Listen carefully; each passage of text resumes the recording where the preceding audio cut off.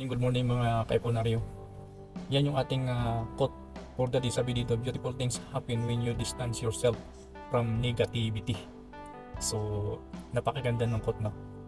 So, alam nyo, walang masama doon sa pag-iwas o pagpili sa mga sasamahan mong tao. Mas maganda na yung nag-iisa ka, na at unti-unti mong inaabot yung mga pangarap mo sa buhay. No? Kasi walang ibang gagawa niyan, no, kundi ikaw. Kasi ang totoo lang, kung sasama ka sa mga kaibigan mong negative mag-isip, kung 5 yan sila, no, sigurado ako pang-anim ka na. Sumama ka sa mga taong tuturuan ka mag-ipon, no, mag-invest. Oo, boring ang mag-ipon. Sa totoo lang, boring. Napaka-boring mag-ipon, no? Kasi unang-una i-apply mo dyan yung disiplina mo, no? Lahat ng mga bibilhin mo, iisipin mo muna, kailangan ko pa ba ito? Kailangan ko ba yan? No? So, una, walang gustong sumama sa iyo. Pangalawa, mismong mga kapamilya mo hindi maniniwala sa iyo. Proven na yan, no?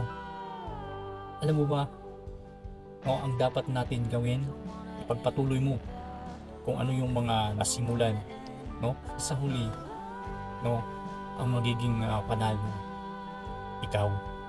Yung mga walang gustong sumama sa iyo, yung mga walang tiwala sa iyo, balang araw, no, balang araw hahanapin ka nila at sasabihin sa iyo, sana naniwala ako sa mga sinabi mo.